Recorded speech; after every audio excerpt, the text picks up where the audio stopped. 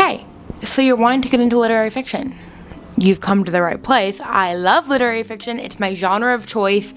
Whenever I'm looking at books, looking for book recs, I'm always searching up literary fiction book recs specifically. The genre does not genre for me unless it is literary fiction. Like, I love other genres, and I've tried a lot of other genres, and I do like books within them. But if I picked up a sci-fi book or a literary fiction book, there's about a 30% chance I'm gonna like the sci-fi and about a 70% chance I'm gonna like literary fiction book. You know what I mean? And 70% is quite generous. I feel like I'm decently picky when it comes to books. But that's also why you can trust me, because this literary fiction suggestion video is for you if you love literary fiction or if you're extremely new to the genre. There's gonna be a rec in here for you. My first recommendation that I would genuinely die for, if you said this book ceases to exist or you die, I'm dead. Beautiful World, Where Are You by Sally Rooney. Beautiful World, Where Are You follows Alice and Eileen as they navigate their friendship as long-distance friends. They communicate a lot over email, so we get to see not only their internal thoughts and like their lives separate from each other and together, but we also get to see their email correspondence, which is really, really interesting. Alice is a famous writer, so she's quite wealthy, and Eileen is a struggling writer. So that makes for a really interesting conversation about class, because they pretty much have the same job, that is a writer, and I think they have the same degree. They went to school together. That's how they met. But Alice makes so much more money than Eileen, and that can be really hard in a friendship.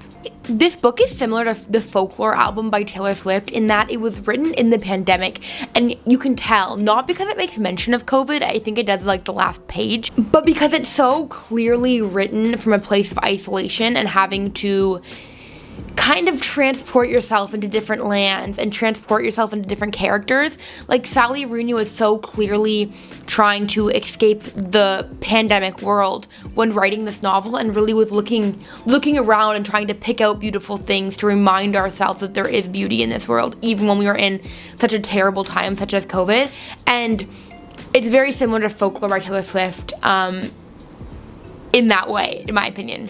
One thing you need to know about Sally Rooney is that she's a Marxist, and you need to not necessarily be a Marxist, but kind of respect Marxism and have some values that align with it in order to enjoy her novels, in my opinion. Unless you enjoy reading things that are out of your political opinions. But for me, like, it's really enjoyable to me because I definitely align with a lot of Marxist views. So that adds another layer of appreciation on my end, I would say. Next up, we have Talking at Night by Claire Daverly. I read this. This is my first book that I read this year, and oh my gosh, what a way to kick off the year. This was amazing. If you're wanting to get into literary fiction and you currently love romance, I need you to begin with this book, because this is a love story. It is probably my favorite love story I've ever read in my entire life. I'm not exaggerating in any way. I mean that.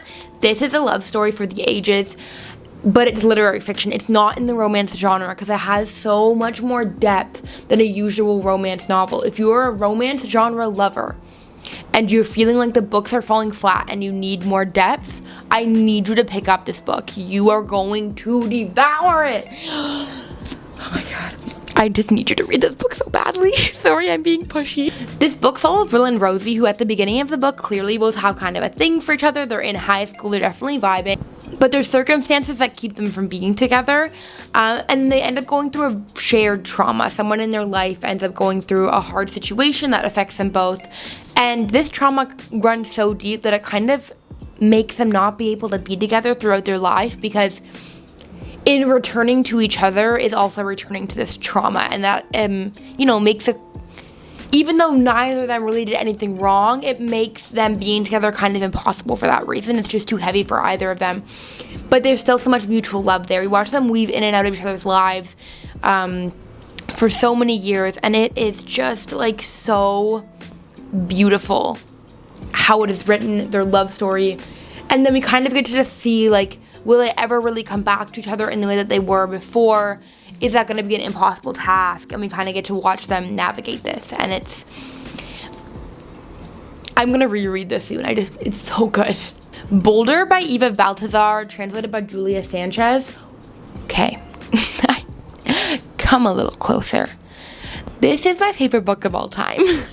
It might be titled Beautiful World, Where Are You? But, like, if you are a lover of, like, poetic prose, like, this book, every single section reads like poetry. There isn't a paragraph in there that I didn't want to underline and get tattooed on my forehead, butt, elbow, leg, and my boobs, both of them. So the woman who's nicknamed Boulder in this book starts as a chef on a ship, and she's like really living kind of like a nomad life, just like on this ship, really enjoying a lot of freedom. And then she meets her partner Samsa, and they kind of settle down. Boulder opens a food truck, and so starts to settle down in one place and live a life that's not so scattered. And this is a good life. They both enjoy it. Boulder seems to be content, but eventually Samsa wants to have a baby. And Boulder isn't really sure about this idea. And it just leads to such interesting decision making and comments around motherhood and what that means and what freedom really is and what giving up that freedom, like what can you gain in giving up that freedom. Also, this book is only 105 pages, so it's a lot less of a time commitment if you're unsure about the literary fiction genre. I will say though that this is kind of an outlier in the genre, as like not all writing and most writing is not going to be nearly as poetic as this. I think this is absolutely an anomaly in the best way possible. So if you don't love this writing style, don't write off all literary fiction. But I think if you love the poetic writing style, you're going to devour this. You need to read this. I'm begging you to read this book. The Bellar by Sylvia Plath. Oh my goodness. This is a modern day classic for a good reason.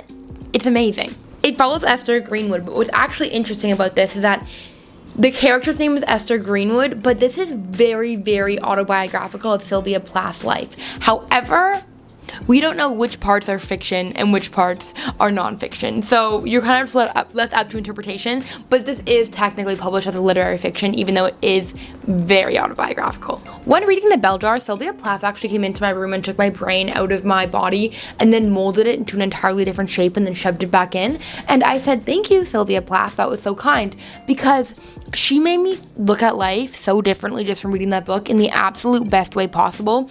That book did for me what self-help books wish that they could do, in that they make me feel so good about my life, but also like really reflective. In The Bellar, Esther Greenwood is working for a New York fashion magazine in the 50s. We really get to see like really cool imagery of New York City in this time and the fashion that's happening, but then also we just get to see like a deeply lost and confused woman and how she navigates this time in her life and how she like navigates her friendships and relationships and how she feels looking at like her entire life laid out in front of her and then being like, how she deals with that. I think a lot of us have felt that way, me especially. Like I feel like I often look at all the things I could do and all the people I could be, and it's overwhelming how many options there are, and it's really hard to decide what life is best to live and what life's going to be right for me. And Esther really grapples with that, and you need to read it. Tomorrow and Tomorrow and Tomorrow by Gabrielle Zevin. I loved this book. It was so cute, so pure, and it follows a friendship, which is just so nice to see a book that's really focused on a friendship rather than romantic love. This novel follows Sam and Sadie, and they're in university together, and they decide to create a video game together. We watch them go through this process, the super late nights, the drama, the fights they get into, having to ask for money from people that make this happen, and having to give up a lot of time, and see this really exciting but really, really draining process. And not only what that's like kind of from a business point of view, it's not really focused on as much as what it's like for friendships and how it's really hard for friendship to go into, as anyone would assume. If you're a lover of vintage Nintendo games, you're going to love this. I do not think you need to be a lover of vintage games, but if you owned a GameCube or an N64 growing up like I did, that will add a whole new layer of the book for you, but I don't think you need to have that in order to appreciate it. I know a lot of people who read this who aren't really into video games and still found it super, super good. This book is 400 pages, so if you're kind of really just getting into literary fiction and don't want to spend too much time committing to it, this isn't going to be the book for you. But if that video game and that adult friendship themes really, really resonate with you, I do think it's worth the time, because I just found it so heartwarming. The whole time I was just oh, I love this. Last recommendation for you is Alina Nose. This is written by Claudia Pinero and it's translated by Frances Riddle. Alina Nose is deeply gulping, and I think a huge reason for this is we pretty much immediately find out that a woman named Rita has passed away in the church bell tower. The cops and anyone in charge decide that this is definitely a suicide or just a fluke, and an investigation doesn't really need to happen here. But then enters Alina, who is Rita's mom.